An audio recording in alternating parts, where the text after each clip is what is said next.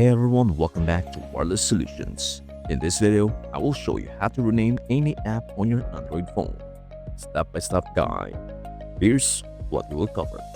What you need to rename apps on Android. How to use a custom launcher to change app names. How to save and apply your new app name. Let us get started.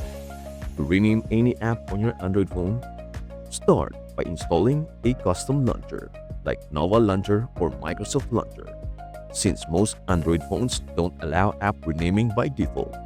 Once installed, set it as your default launcher. Then go to your app drawer, long press the app icon you want to rename, and select Edit or the pencil icon. Enter the new name you want for the app and tap Done or Save. And that's it.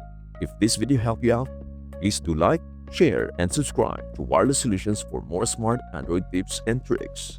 Got any questions or want us to cover other phone features? Drop them in the comments below. And hey, this method works using third-party launchers and won't rename apps for everyone. So make sure to use trusted apps from the Play Store. Thank you so much for watching, and we hope to see you in the next video. Bye for now.